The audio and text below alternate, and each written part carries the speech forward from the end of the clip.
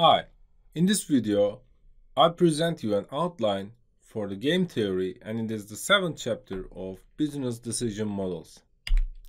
The main topics for the game theory are basic terminology and the classification, two-person zero-sum games, and the graphical solution for some specific types of the games. In this course, the decision models introduced thus far had definite conditions which are affected by the decisions of the other participants of the problem. For a decision problem with multiple decision makers, the decisions are interdependent. In other words, the outcome is conditioned on the decisions made by the others. Such decision problems are modeled and solved with the concepts related to the game theory. A situation is called a game if there are at least two parties called players. Each player has a finite number of strategies and they act rationally to maximize their own benefit. The outcomes are determined by the combination of co-strategies of the players, and the results of the combined decisions are given in advance. A strategy in a game is a plan of the actions to be made by a player. A pure strategy provides a complete definition of how a player will play a game.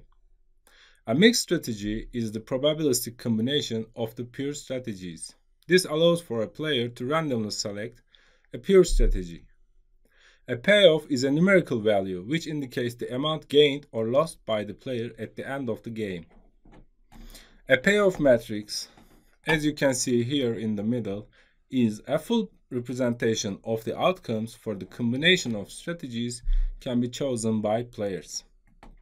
An element of this matrix can be positive, negative, or zero.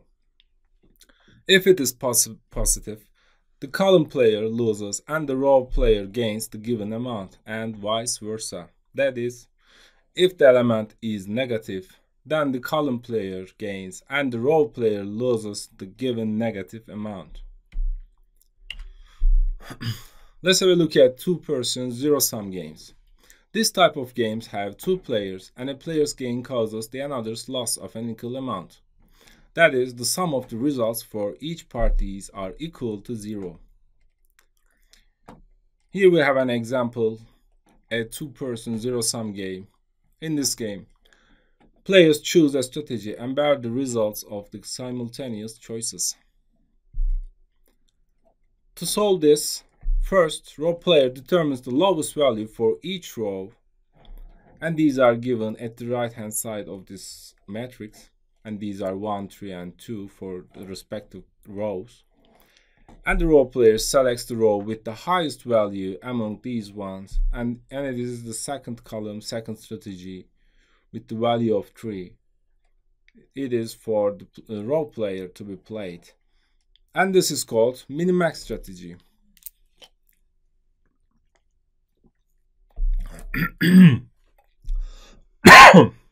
For the player, for the row player here, choosing row 2 ensures the minimum gain of 3 units. On the other side, column player determines the highest value for each column. They're written at the bottom of this matrix, these ones, the highest ones, and selects the column with the lowest value, and it is 3, and it's for the third column, for the column player. This is called maximin strategy. For the column player, choosing column 3 guarantees a minimum loss of 3 units.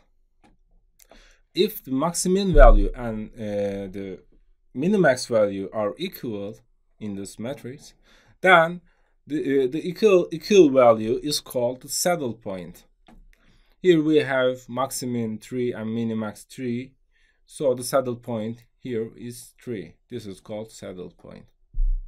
You can make it easier to remember the name of this term by making a rhyme out of it, like these players settle in the middle at the saddle. In the previous problem, we had a saddle point. If there is no saddle point, then there is no pure strategy to be chosen and the actions to be taken is not certain anymore. For the example at the right hand side in here, Minimax value is 0 and maximum value, whereas maximum value is 1. So these do not match. That means there is no saddle point for the specific game. In such cases, the game theory offers each player to assign a probability distribution over their set of strategies. These strategies are called mixed strategies. For player B, there are some strategies that are dominant over the others. For instance, strategy at column 2 is dominant over the strategy at the column 1 because regardless of the choice of player A, the result will be better for player B if the chosen strategy is at the one at the second column instead of the first one. It's similar is for the third and the fourth strategy. Here, for the fourth strategy at the fourth column is dominant over the strategy 3 given in the third column. This one at the last column is dominant over the third one. That means it is better for player B to select the fourth column instead of third column in any circumstances. These can be players' actions. If player A chooses the first strategy given in the first row in here, and player B plays the fourth strategy, player B gains 1 unit more, as player B would gain nothing at all if he or she chose the strategy at the third column. So this one is better. If player A chooses the second strategy given in the second row, and the player B selects the fourth instead of third, the player B loses 1 unit less as we compare these ones. 2 is 1 unit smaller than 3, so choosing the fourth column causes a loss that is 1 unit less than an alternative of choosing the third column. So the fourth column is dominant over the third. Here we have two dominant strategies, which are second and the fourth. And the other ones, the strategy at the first column and at the third column, these are not going to be considered in the evaluation phase as there are dominant strategies over them. Now, these are the remaining strategies for a mixed strategy. These are the dominant ones. For player B, he or she can choose a strategy at the first column with a probability of Q. So the probability of the second column to be chosen is 1 minus Q. Since player B has only 2 options, there is 2 probability. One is Q and the other one can only be 1 minus Q. That's why for the second column, the probability is here 1 minus Q. For player A, the expected values of the payoffs for each row for each strategy must be equal so that the selection does not matter for player A. we can write down the expressions for the expected values for each rows. For the first row, it's given in here. These are the multiplications of the strategies and their possibilities, their probabilities, sorry.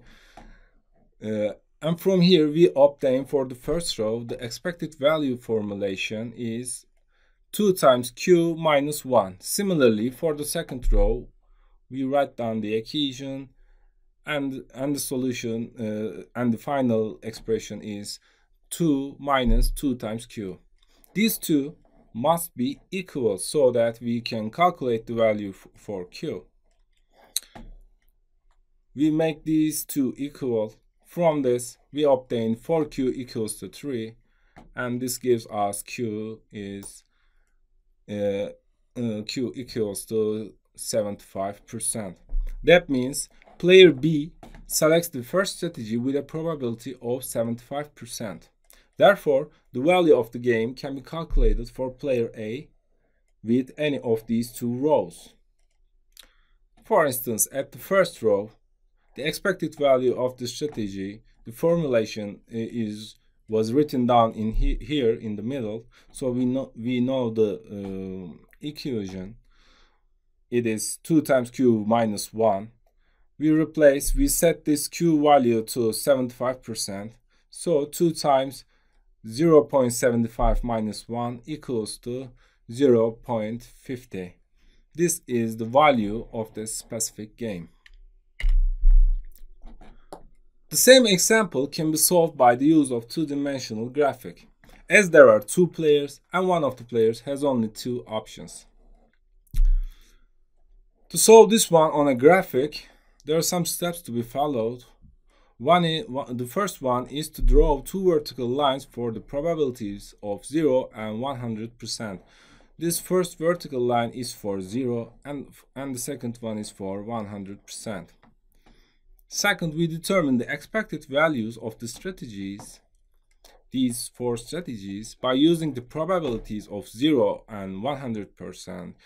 These can be obtained by the equations, parametric equations, and the parameter here is the probability value. We set this value 0 to 0 and 100%, and then we plot the values of these on these respective lines. When we set the value to 0 of p, we plot the value obtained from this equation and plot them on here. For the 100, we plot them on here. Next is to draw the lines in between these plotted lines. These lines represent the strategies given at these columns. And finally, for player A, we determine the highest value on the lower borderline here. The bold one, this is the lower borderline. And it is the highest value is the intersection of the second and the fourth lines representing the second, and these lines represents the second and the fourth column. So this point gives us the probability and the value of the game, which is n½ and it is equal to the value we calculated in the former slide, and it is the same.